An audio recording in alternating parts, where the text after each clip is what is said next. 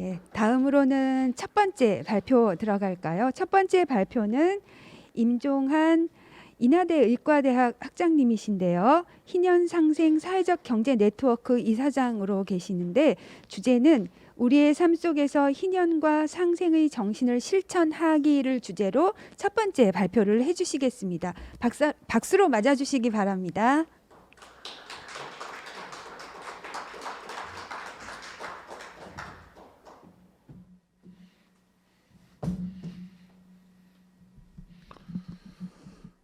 귀한 자리에 켜졌나? 들리나요? 네. 귀한 자리에 저를 이렇게 초대해 주셔서 감사드리고요. 앞쪽 발제를 보면 세상 속의 교회가 어떤 역할을 해야 되느냐 하는 부분에 대해서 김수환 추기경님의 그 가르침을 우리가 삶 속에서 어떻게 실천할지 구체적인 그 길을 말해야 되는 것이 아닌가 하는 생각을 하는데 저는 이제 그런 똑같은 고민 또 이제 신앙 속에서 어떻게 하면 그게 가능할까라고 하는 거를 계속적으로 모색하고 또 실천하고 그런 삶을 살아왔던 것 같습니다.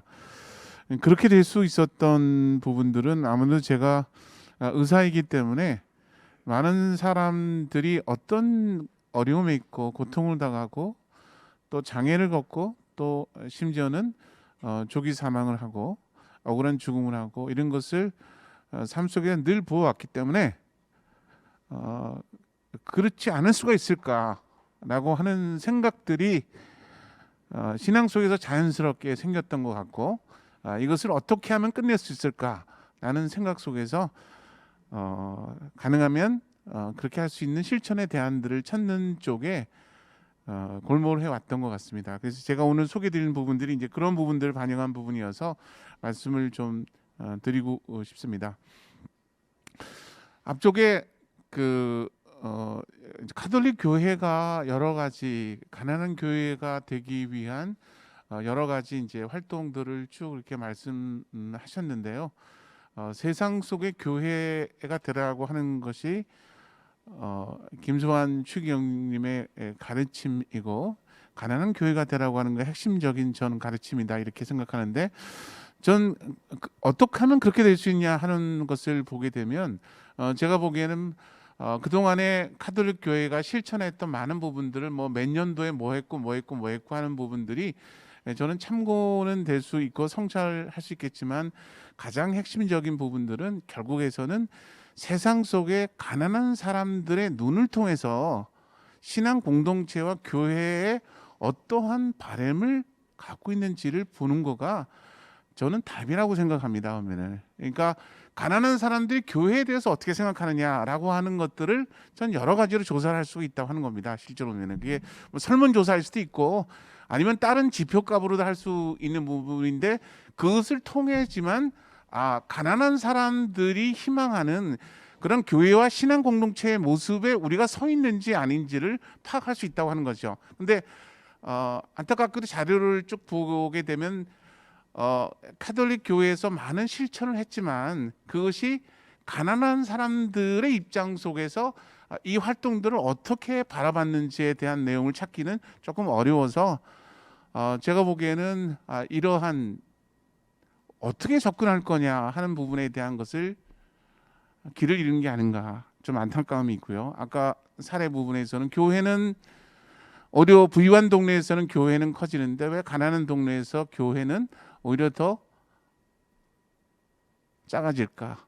설 자리가 없을까?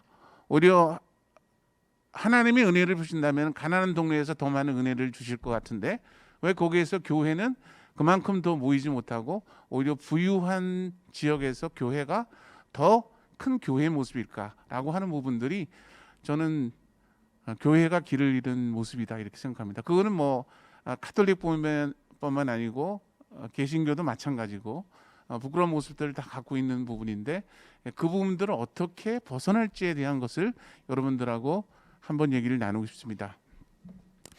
일단 사회를 먼저 봐야 된다고 하는 거 가난한 사람들이 어떤 어려움이 있냐를 갖다 이해를 해야지만 한국 교회 신앙 공동체가 서야 될 자리가 생긴다고 하는 것입니다. 그러니까 세상 속에 들어가서 세상 속에서 가난한 사람들이 어떤 어려움이 있는지를 우리가 봐야 된다. 그리고 하나님이 창조하신 이 땅 생태계가 지금의 기후 변화 위기 속에서 어떠한 위기 국면에 있는지에 대한 것들을 정면으로 봐야지만 저는 그 안에서 우리가 어떻게 해야 된다 하는 답이 나오고, 그러면 너가 가서 그렇게 하라라고 하는 말씀과 만날 수 있다고 그렇게 생각을 하는 겁니다.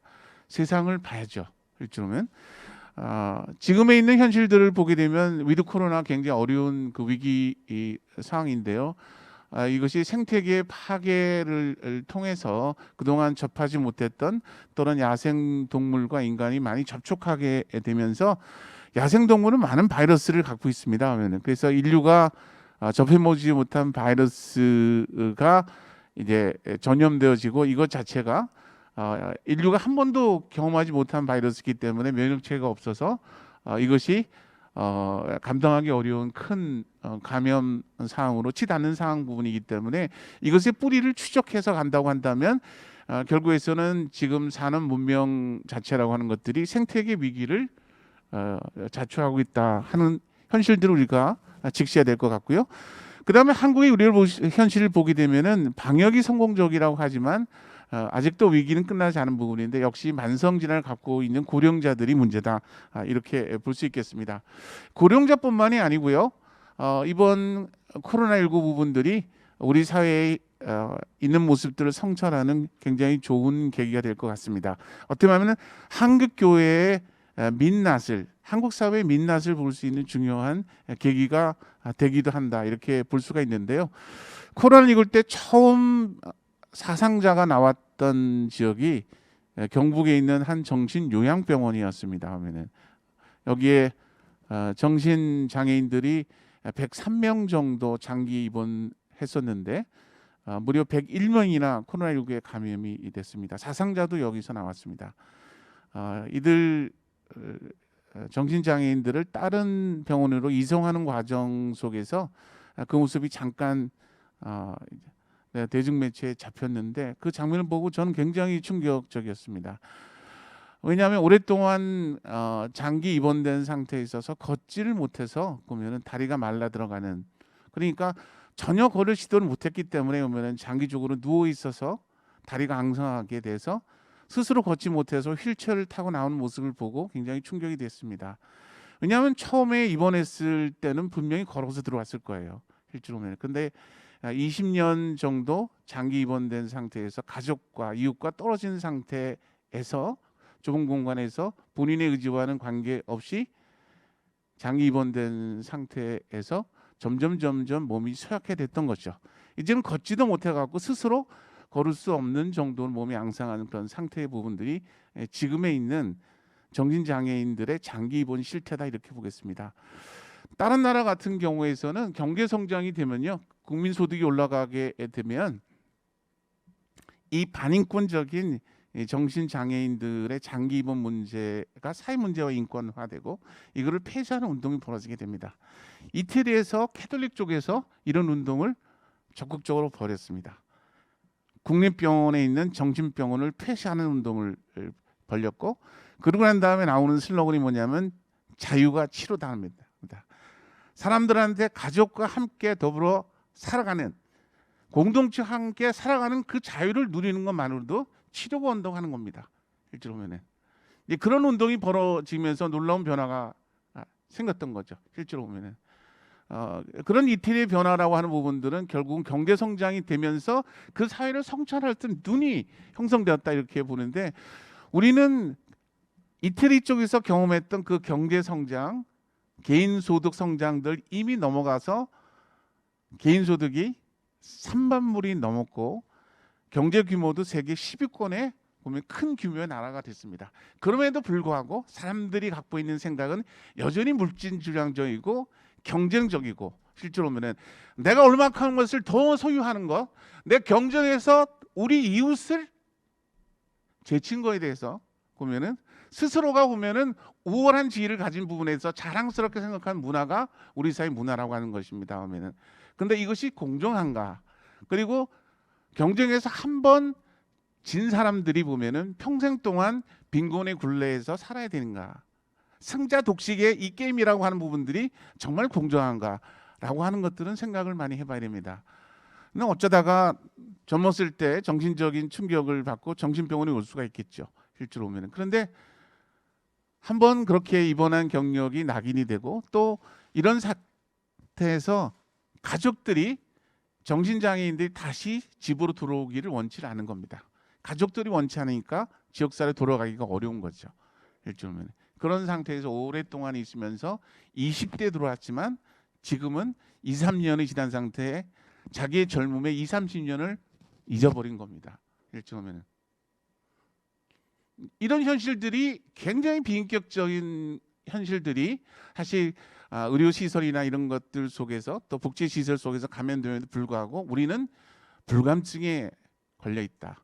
왜냐하면 눈에 씌었으니까요. 실제로는 다 물질적인 탐욕과 이런 부분들이 사회에 굉장히 지배적인 이데올로기가 됐는데 교회도 다른 많은 가치들을 갖고 있다고 하는 거죠. 실제로 굉장히 물량적으로 성장하는 것 자체가 교회의 이데올로기가 돼서 그것 자체가 교회의 성장으로 인식되는.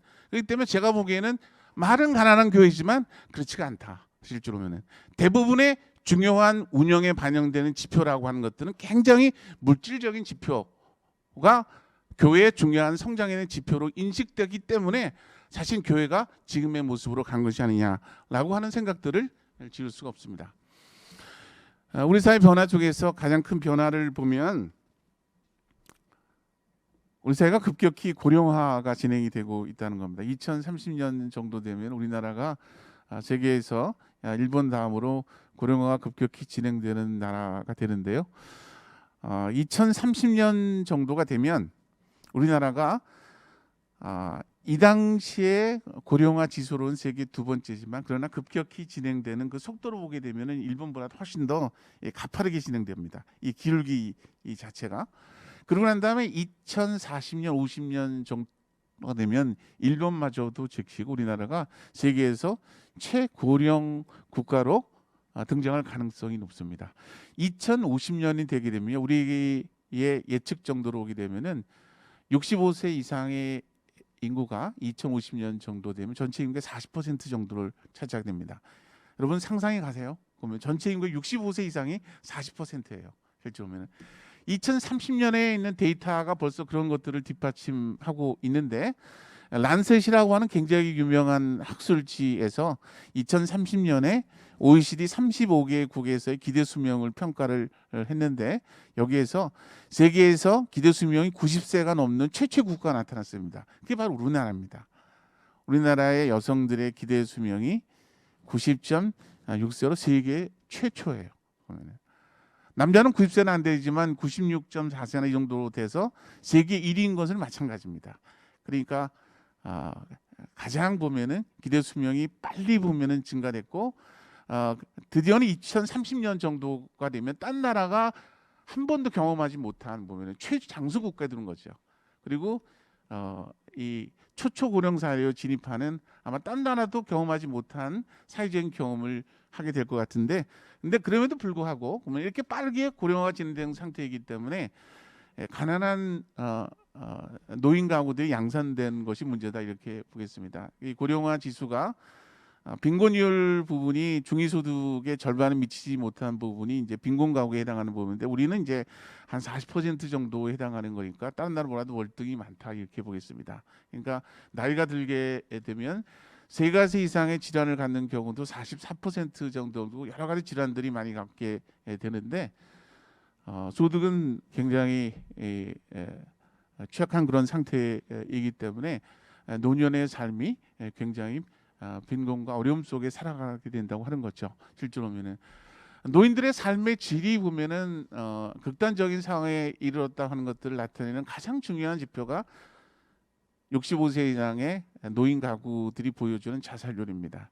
우리나라가 OECD 국가 중에서 자살률이 10년 동안의 1위 부분인데 삶이 극단적인 상황에 놓여 있다는 것들을 나타내는 가장 분명한 지표가 65세 이상의 노인의 자살률인 거죠. 근데 2위 국가하고 현격하게 보면 차이가 나는 부동의 1위입니다. 그것도 10년 동안 부동의 1위 보면은 이런 현실들을 우리가 어떻게 보여야 될까요? 그러니까 도시에서 보면은 고립된 섬처럼 살아가는 우리 어르신들이 곳곳에 있지만, 그리고 또 가족과 떨어져서 어려운 삶을 살지만 지역 공동체조차도 다 보면은 약화되고 쪼개진 상태에 있어서 보면은 돌봄의 사각지대에 있는 사람들한테 손을 내밀지 못했다는 겁니다. 실제로는 다 단절된 상태에서 극단적인 선택을 하시게 되는 거죠.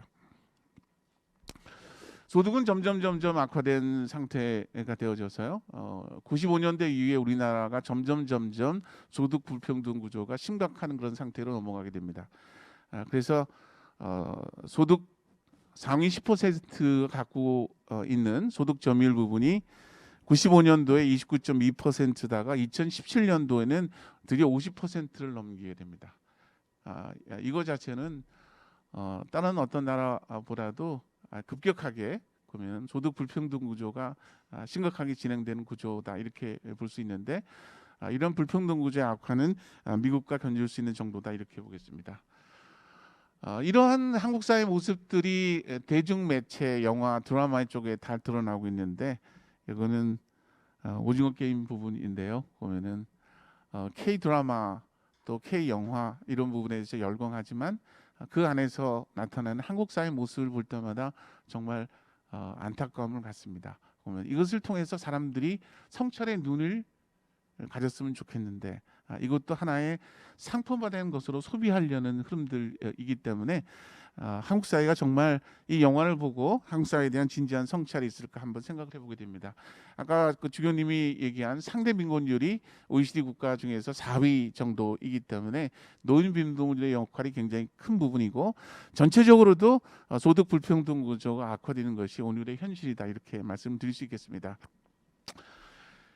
에너지 사용이 굉장히 느는 상태 부분이어서요. 1인당 에너지 사용이 급격하게 또 증가되는 것이 우리나라 쪽 부분인데, 한편적으로 미래 불확실성이 커진다 이렇게 보겠습니다. 지구 온난화 문제, 그리고 이런 거에 따라서 에너지 위기가 커지고 있는데, 다른 나라 같은 경우에서는 지난 100년간 0.6도씨 부분인데 우리는 1.5도씨의 상승을 갖고 있는 상태이기 때문에 다른 나라보다도 급격하게 기온이 향상되어지는 것이다 이렇게 볼 수가 있겠고요.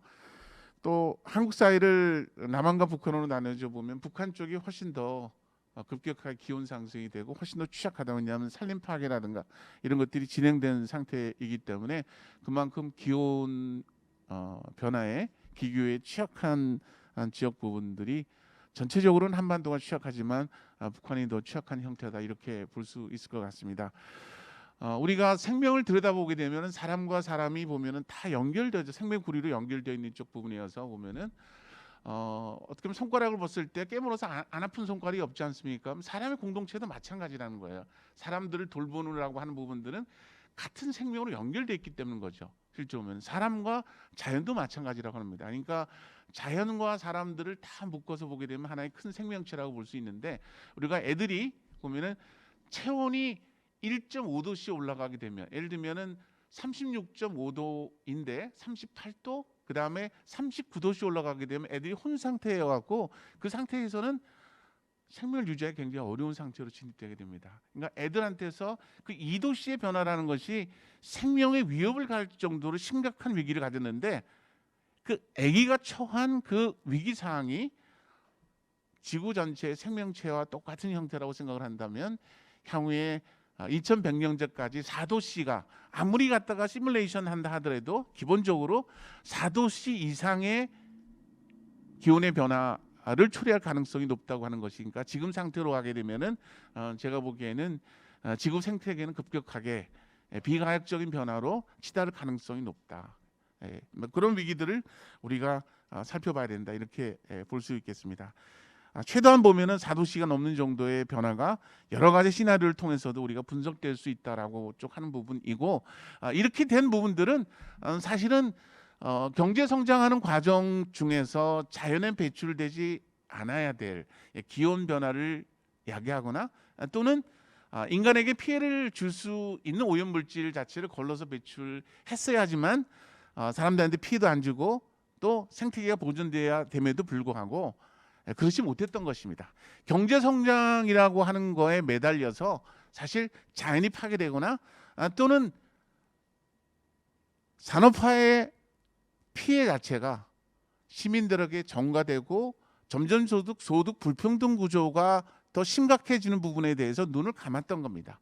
실제로 보면 그런 부분들이 지금의 우리의 현실이다라고 하는 것들을 우리가 이제 인식해야 되지 않을까 하는 생각이 드는데, 바다의 변화는 사실 육지보다도 더 변화가 가공한 변화가 오게 됩니다. 왜냐하면은 육지 쪽에서 1도씨 변화하는 거하고 해수 온도에서의 1도 변화라는 것은 엄청나게 차이가 납니다. 그런데 지금의 해수 온도의 변화가 급격하게 이루어지는 부분이 동해 지역이다 이렇게 보게 되면은, 이게 해수 온도의 변화를 통해서 어류 중에서는 60% 정도가 생존하기 어려운, 그러니까 산란기가 있거나 또는 배악에 있는 어류 같은 경우는 이렇게 급격한 해수 온도의 변화를 감당하기 힘들다고 하는 거죠. 실제로. 그러니까 바다가 오면은 이렇게 생명체가 오면 제대로 살 수 없는 죽음의 공간으로 변했을 때는 우리가 그 변화 자체가 인류한테 어떠한 영향을 미칠지 사실 상상하기조차도 힘든다는 것입니다. 실제로 보면. 그러니까 우리가 지금 취해 있는 이 산만불이라든가 경제 성장 이 비료라고 하는 것들이 사실은 보면은 우리의 삶의 공동체가 훼손되어지고 깨지고 불평등 구조가 심각해지고 또 생태계가, 하나님이 우리에게 주신 생태계가 지속 가능하지 않은 형태로 전환되는 것에 대한 끔찍한 대가고, 그 대가가 결국에서는 재앙과 같은 일로 우리 앞에 닥쳐 올 수 있는 상황에도 불구하고 이것에 대한 위기의식을 하는 것들이 둔감되는 부분들이 지금 우리의 현실이라고 생각해집니다. 저는 이 현실들을 잘 받아들이는 거, 이 현실들이 이게 자연하게 어떤 일이 벌어지고 있고 우리의 가난한 이웃들에게 어떤 일이 벌어졌다, 그리고 어떠한 심각한 위기 상황을 초래하고 있는지에 대한 것들을 인지하는 거, 그리고 그 부분에 대한 것들을 공감해 주는 것이 전 영성이라고 생각합니다. 그러면은 영성 생활이라고 하는 거는 종교적인 생활을 얘기하는 건 아니에요. 그 김수환 추기경님이 말씀하신 것처럼 세상 속의 교회라고 하는 부분들은 세상 속에서 하나님의 마음으로 봤을 때 보면은 사람들이 고통, 또 자연 파괴, 생태계 파괴 이런 부분에 대해서 사실 공감하고 보면은 같이 돌보라는 그 의미시거든요. 실제로 보면은 그런 부분인데, 우리는 이 심각하게 공동체 위기가 오고 있는 거, 또 재난의 위기에 노출되는 거, 이 부분에 대한 인식을 못한 부분들이, 저는 우리의 생각들이, 우리의 믿음, 우리 영성들이 굉장히 강팍해졌다. 실제로 이 위기에 대해서 보면은 우리가 갖고 있는 것들 때문에 취해서 보면은 우리가 어떤 위기에 봉착해 가는지 모르는 거죠. 실제로 보면은 저는 쉬었다고 이렇게 생각을 합니다. 물질적인 탐욕이 갖고 있는 위험성 부분에 대해서 한국교회와 신앙 공동체가 제대로 이것이 어떤 일이 벌어지는지를 잘 인식하고 있지 못하는 안타까운 상황들이 지금의 상황이다 이렇게 보겠습니다. 우리 공동체의 삶의 질을 보게 되면 가족 공동체의 삶의 질이 굉장히 떨어지는 그런 상태고, 그러니까 GDP는 늘어났지만 삶의 질이 저하되는 것이 오늘의 모습이다 이렇게 볼 수 있겠습니다. 그런 부분이어서 저는 사회가 조금 더 오면은 공동체의 연대성을 갖고 있을 수 있거나 사람들을 돌볼 수 있거나 또 사람과의 관계를 돈독하게 만들 수 있구나, 이런 부분에 대한 변화, 그리고 지속 가능해서 우리 다음 세대한테 우리 자연을 물려줄 수 있는 정도가 되는 것이 우리 사회의 목표다. 이렇게 본다면은 그 목표라고 하는 부분들은 제가 보기에는 김수환 총장님이 말씀하신 그 목표하고 그렇게 다른 것은 아니다 이렇게 생각합니다. 이 사회 자체가 사람들이 갖고 있는 기본적인 권리, 아팠을 때 치료받을 수 있는 기본적인 건강권을 보장해 주는 것, 그리고서 어려웠을 때 보면 돌봄을 받을 수 있는 권리를 당연히 받을 수 있는 것, 그런 것들이 가능하면 누구에게도 가능한 형태로 우리가 사회에 있어서 그 시스템을 만드는 거에 대한 꿈은 제가 보기에는 캐톨릭만이 갖고 있는 꿈이 아니고 일반 시민들이 갖고 있는 꿈하고 별로 다르지 않다고 생각합니다. 그런 측면 내에서 저는 그런 사회를 가는 부분에 있어서 캐톨릭이 어떠한 비전과 꿈을 갖냐 하는 부분을 가지고 과감하게 세상 속에서 연대해야 된다고 생각합니다. 세상 속에서 그렇게 할 수 있는 부분에 대한 고조를 하는 부분에 적극적으로 나서자. 예를 들면은 돌봄과 관련해서 공공의료가 필요하다고 한다면 지금 공공의료 현실 부분이 90%가 다 시장에 의해서 지배되는 거예요. 돈이 없는 사람들은 제대로 치료받지 못하는 부분이 민간 쪽 부분인데 공공은 10% 정도입니다. 실제로 보면은. 그런데 카톨릭에서 얘기하는 부분에 있어서 무상 진료나 이런 쪽 부분들은 노숙자의 일부한테는 도움이 돼요. 실제로 보면은. 근데 그거는 전체로 봐서는 1%도 안 됩니다. 규모 자체로 봐서는. 중요한 거는 제가 보기에는 그 규모가 중요하다. 이렇게 볼 수 있는데 보면은 어떻게 하면은 세상에 있는 가난한 사람들이 다 보면은 건강할 수 있는 구조를 만들까 하는 부분에 중요한 기둥이나 질서, 기반들을 마련해야 되는데 교회가 갖고 있는 힘이 그러한 구조를 만드는데 저는 협력에 쓰여야 된다고 생각합니다. 그렇게 하는 부분 속에서는 공공의료가 제대로 구축될 수 있도록 그 기반을 만드는 것도 중요한 부분. 지금은 한 10% 정도인데 우리와 비슷한 구조를 갖고 있는 미국이나 일본 같은 경우도 공공의료가 기본적으로 25% 정도는 됩니다. 그런데 우리는 굉장히 낮은 부분이어서 세금을 통해서도 사실은 이윤을 전제로 하면서 가난한 사람들에게 진료를 해줄 수 있는 공공의료가 너무 취약하다. 그리고 또 상병급여가 없는 상태이기 때문에 아팠을 때 치료를 받을 수 없다. 더 나은 삶의 지표 부분에 있어서 공동체에 대한 지표가 보면은 유난히도 낮습니다. 여기는 OECD에서 평가하는 Better Life Index라고 해서 더 나은 삶의 지표에 대한 부분인데 유난하게 공동체가 점수가 보면은 이웃에 신뢰할 만한 이웃이 있느냐라는 질문에 대해서 보면은 10점 만점에 1점도 안 주는 거예요. 한국 사회가 일주일 오면 이런 부분에 대한 어떻게 말하면 한국 사회에서 관용이라고 하는 부분들 보면은 나와 다르더라도 사람들 이해하고 품어줄 수 있는 가치관이 저는 기독교의 가치관과 기본적으로 부합된다고 하는 쪽 부분인데 공동체가 그렇지 못한 거죠. 실제로 보면은 공동체가 이렇게 취약한 부분들이 저는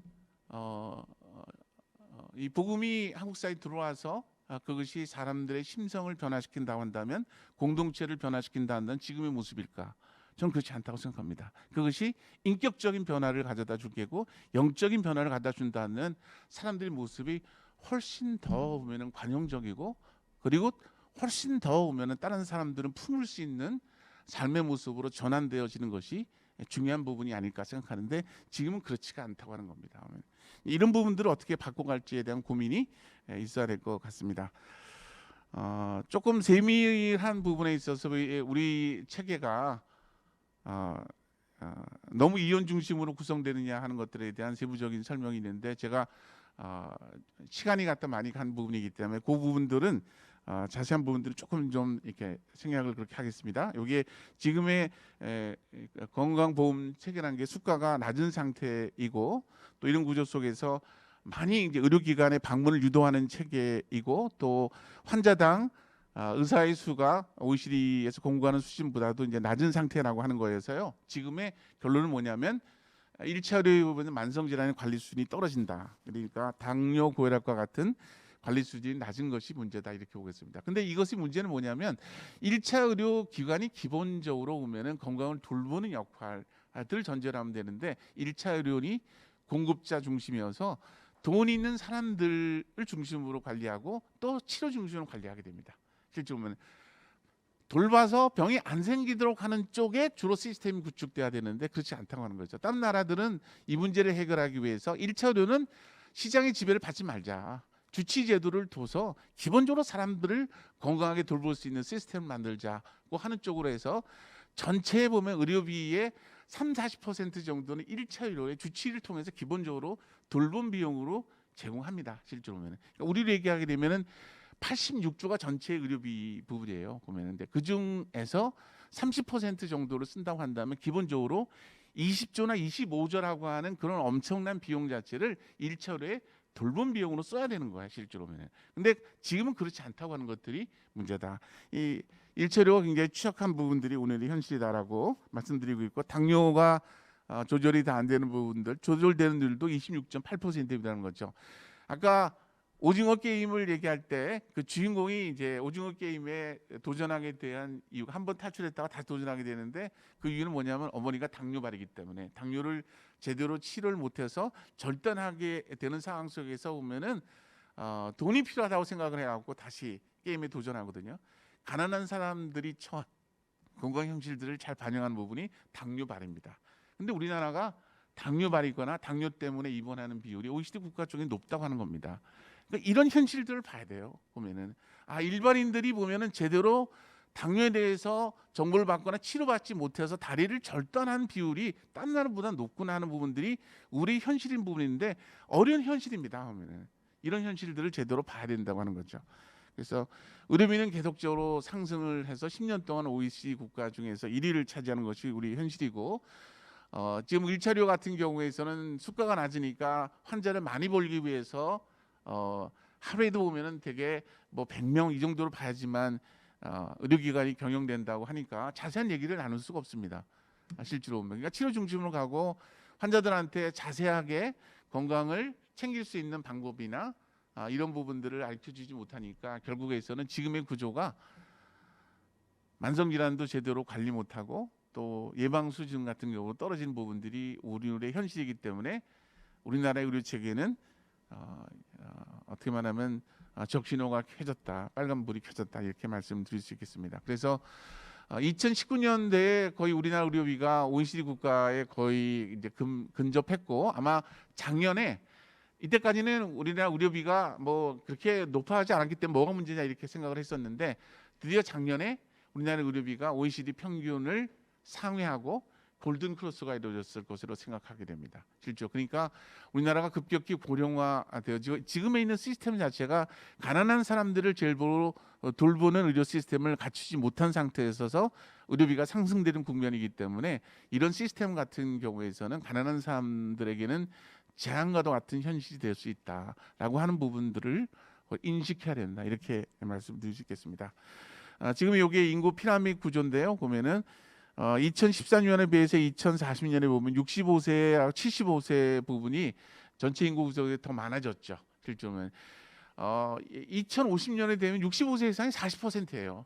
그런데 지금은 65세만 되더라도 세 가지 이상의 질병을 갖고 있는 것은 44%고 90% 이상이 다 질병이 있습니다. 그런데 이것을 건강 관리를 잘 해갖고 질병이 생기는 시기를 75세 이상으로 밀어내야 돼. 그래서 65세, 75세가 정년을 맞고 난 다음에는 뭔가 생산적인 일을 하고 보면은 지역사회에 기여를 해서 청년 세대가 갖고 있는 부담을 지도져야 됩니다. 그러니까 65세 같이 생산적이지도 않고 여러 질병 때문에 부담을 지고 가는 것이 지금과 같이 지속되어지면 그러면 청년들한테는 부담이 점점 가중되는 거죠. 왜냐하면 40%가 65세야. 이 사람들이 일도 안 하고 여러 질병이 많고 그 부담을 청년 세대가 다 져야 돼. 라고 하게 되면은 청년들의 부담이 너무 센 거죠. 일주일은 그렇게 안 되려면은 사람들을 건강하게 할 수 있는 시스템을 가져야 된다라고 하는 부분인데 그렇게 하기 위해서는 사람들이 건강할 수 있는 시스템을 갖춰지고 스스로가 할 수 없는 사람들은 그렇게 할 수 있도록 공동체가 지원해주고 이런 시스템이 가야지만 한국 사회가 지속 가능하다 이렇게 볼 수 있겠습니다. 그런 변화를 코로나19를 통해서 우리가 인식을 해야 될 것 같고요. 이런 것 속에서 결국은 너무 이익의 극대화라든가 기업 가치의 분배에만 몰두하지 말고 사람들을 건강하게 만드는 것, 돌봄 이런 부분에 대해서 한국이 더 주목했으면 좋겠다. 그렇게 해야지만 글로벌 리더가 될 수 있다는 언급을 하고 있고 정의란 무엇인가의 저자 마이클 샌더도 역시 이런 얘기를 하게 됩니다. 한국 사회 공동체의 결속과 타인의 배려 같은 높은 시민의식이 한국 사회의 희망이다. 저는 한국 교회가 보면은 기여했던 부분들이 전 이런 부분들이 시민사회 안에서 녹아 있는 부분들이 저는 그동안에 한국 교회가 그리고 또 여러 가지 교육 시스템을 통해서 한국 사회 변화를 만든 부분에 대한 열매가 여기 있다고 생각합니다. 저는 촛불혁명이라고 하는 엄청난 그런 변화라고 하는 것도 저는 한국 교회가 그렇게 할 수 있는 부분에 대한 문화적인 토양들 이런 것들 읽어왔기 때문에 가능한 부분이다 이렇게 생각되었습니다. 그래서 그런 부분에 대한 공동체가 희망이다라고 하는 부분들을 저는 한국 교회가 정말 그동안의 복음의 씨라고 하는 걸 한국 사회에서 이런 변화를 일궈냈구나 하는 것들을 제대로 봤으면 좋겠다라는 생각이 드는데 저는 신앙의 선배들이 헌신하고 자기의 몸을 스스로 버리면서 헌신했기 때문에 저는 이런 변화를 만들었다 이렇게 생각을 하고요. 요거는 김구 성인님인데 오직 한없이 가지고 싶은 것은 높은 문화다. 높은 문화라는 건 아까 이야기 영성과 관련되어 있는 부분에 타인에 대한 배려입니다. 사랑. 한국 사회가 이런 높은 정도의 문화적인 의식과 시스템을 더불어 함께 살아가는 시스템을 구축할 수 있을까?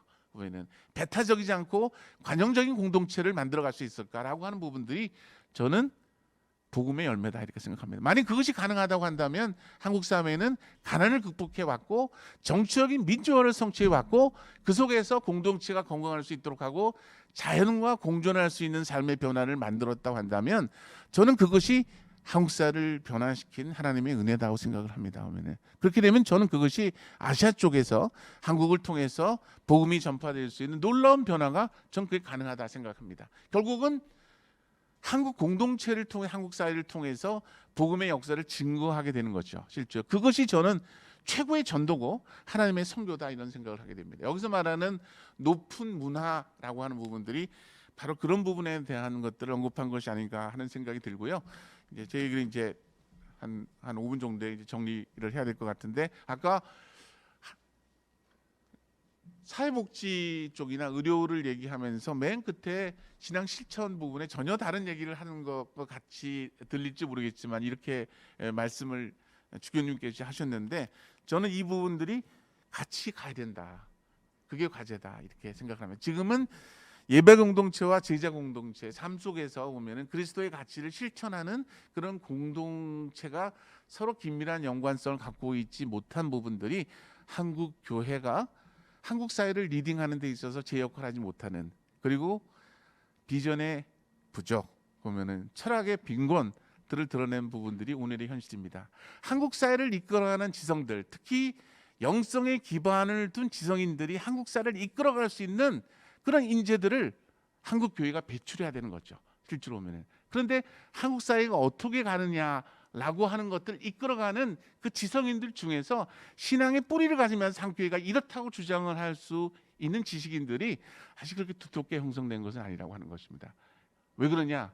교회가 그런 훈련을 안 시켰기 때문에 그런 거예요. 실제로 보면 신앙의 뿌리를 두면서 한국 사회가 어떻게 변화해야 되는 거고 어떠한 것이 가치가 있는 부분에 대한 훈련을 해줘야 되는데 그렇지 못한 현실들이 저는 한국 교회가 미래를 개척하는 데 있어서 굉장히 취약한 지금의 모습들 아까 여러 질문들 왜 가난한 교회가 되고 싶은데 또 한국 교회는 그러지 못할까라고 하는 그 질문들을 10년 동안이나 질문함에도 불구하고 해답을 갖지 못하고 돌파구를 찾지 못하는 어떻게 말하면 굉장히 왜소한 모습으로 떨어진 이 현실들을 자초한 거는 제가 보기에는 신학적인 성찰 또 신앙적인 성찰의 빈곤을 얘기한 것에 다름 아니다라고 하는 겁니다. 그래서 예배 공동체가 삶의 자리로 가야 된다라고 하는 부분이고 제가 말씀드리고 싶은 거는 삶 속에서 실천한다. 그래서 우리가 실천하는 사랑의 실천이라든가 또 삶을 배려하고 품는 것 돌봄의 가치들이 경제 활동으로 드러나야 된다. 소비 활동으로 드러나야 된다. 문화적인 활동으로 드러낸다. 그리고 그 지속 가능한 형태로 가도록 전 제안을 드리고 싶습니다. 그래서 경제 활동이라고 하는 부분들은 이윤을 추구하기 위해서만 하는 것이 아니다. 경제 활동이라고 하는 거 자기가 직업을 갖는 거하고 소비 생활하는 거 이 자체라고 하는 것은 내가 돈 벌고 싶어서 이렇게 하는 게 아니고 사람들을 섬기고 싶어서 한다. 이러한 부분들이 사회적 기업이고 협동조합인데 저는 이러한 협동조합과 사회적 기업들을 통해서 보면은 신앙 공동체와 생활 공동체로 서로 연결시켜 주는 것이 지금의 위기를 극복하는 데 중요한 역할을 한다 이렇게 생각을 하게 됩니다. 그래서 다른 사람들은 세상 사람들은 다 보면 돈을 쫓아가지만 한국 사회에서 공동체를 건강하게 만들고 자연과의 유대의 끈을 만들고 또 사람들을 함께 보면 공동체로서 결속하게 만드는 활동들이 저는 크리스천 활동을 통해서 한국 사회에서 본물처럼 만들어졌을 때 놀라운 한국 사회 변화가 만들어질 것이다. 저는 그렇게 하라는 건 그렇게 해야지만 너가 그 변화들을 그 삶의 현장에서 하나님의 은혜를 경험하게 된다고 하는 거죠. 저는 그렇게 실천해야 된다 이렇게 생각을 하게 됩니다. 우리 사회에서 예배가 점점점 사라지는 형질인데 우리가 모여있긴 열심히 하지만 예배를 통해서 경험한 하나님의 은혜를 삶 속에서 어떻게 실천할지에 대한 구체적인 실천 노력을 못하기 때문에 결국은 한국 교회가 설 자리가 점점 좁아지고 있다 이렇게 말씀드리겠습니다. 그래서 저희 그 개신교 쪽에서 크리스찬 공동체라고 해서 한 100여 명 모이는 그런 의료 공동체인데요. 저희가 한 30년 정도 성서 연구를 쭉 하면서 이러한 얘기를 하면서 우리가 속해 있는 의료 분야 쪽에서 의료의 공공성을 세우자, 하나님의 가치를 세우자. 왜냐하면은 한국 교회가 처음 보면은 이 기독교가 이 땅에 들어왔을 때 먼저 한 거가 교육 사업과 의료 사업이었습니다. 그래서 지금 의료의 공공성이 훼손되는 것이 굉장히 큰 문제다 해서 의료의 공공성을 세우는 일에 나섰고요. 그래서 그것을 함께 할 수 있는 협동조합을 세웠습니다. 공동체를 돌보라, 이웃을 돌보라, 나를 돌보라 라고 하는 부분이고, 이런 부분들은 정부가 지금 얘기하는 커뮤니티 케어와 같이 맥락을 같이 하는 부분에서 사람들이 지역사회에 살면서 필요한 복지나 의료나 서비스를 받을 수 있도록 하는 혁신적인 체계의 부분인데, 저는 민간에서 이것을 뒷받침할 수 있는 구조가 없게 되면은 정부가 이 정책들을 실현하는 부분에서 굉장히 어려움이 있습니다. 왜냐하면 행정력이나 돈을 쏟아붓더라도 사람이 움직이지 않으면 커뮤니티 케어는 불가능합니다. 그런 부분에서 민간에서의 중요한 역할들을 전 크리스찬 공동체 해야 된다. 커뮤니티 케어라고 하는 거는 공동체가 살아 있어서 사실 공동체를 돌보는 역할입니다. 핵심이 보면 공동체거든요. 공동체를 키우는데 전 나서야 된다. 그래서 지역사회 돌봄, 지역사회 일반 돌봄, 지방 분권이 일어날 수 있도록 만드는 부분이 돼야 된다. 이게 이제 왕진 가는 거에 대한 모습이고요. 여기 산림의료공동체라고 서울에 있는 의료복지 사회적 협동조합입니다. 그래서 병원에서 지역으로서의 큰 변화를 만들어야 되고 공동체를 만들어야 된다. 이렇게 생각을 합니다. 지금 구조를 보게 되면은 캐톨릭은 어떤 구조를 갖고 있냐면 큰 병원 중심으로 해서 보면은 많은 병원들을 갖고 있고, 그다음에 아주 왜소한 형태에 보면은 무료 진료소가 있고 특수 목회를 하는 일부 복지관 구조가 있습니다. 저는 이렇게 가서는 안 된다고 생각해요. 가난한 교회가 되는 방법은 보면요, 교회 갖고 있는 자산들을 상당 부분 마을 공동체에다가 두는 겁니다. 마을 공동체가 갖고 있는 협동조합이 있으면 협동조합 보호에다가 출자를 하는 거죠. 출자를 많이 하고, 교회는 보면은 갖고 있는 소유 자산 부분들을 줄여야 돼요. 실제로는 마을 공동체가 갖고 있는 자산이 많아지는데 거기에 교회가 투자를 하면 투자를 할수록 가난한 사람과 연대를 해야 되는 거죠. 그래서 보면은 카톨릭 교회가 소유하고 있는 대형 병원을 몇 개 갖고 있다는 거 자랑할 필요 없다. 실제로는 가난한 교회가 되기 위해서라면은 자산을 일정 정도는 마을 공동체에 자산을 옮겨야 된다. 실제로는. 그래서 마을 공동체가 살리는 거가 세상 속에서 가난한 사람과 연대하는 겁니다. 가난한 사람들이 스스로가 공동체를 조직해서 필요한 복지나 의료 서비스를 하는 거가 소망인데, 그렇게 할 수 있도록 만드는 상당 부분의 자산과 인력이 이미 카톨릭이 갖고 있어요. 실제로는 가난한 사람과 연대만 하게 되면 가난한 사람들이 억울하게 죽지 않을 수도 있고, 억울하게 투병해서 오면은 가족도가 떨어지지 않을 수도 있다고 하는 거죠. 저는 그러한 간절한 절규가 있는데 카톨릭 교회가 이 부분에 대해서 답해야 된다, 이렇게 볼 수 있고요.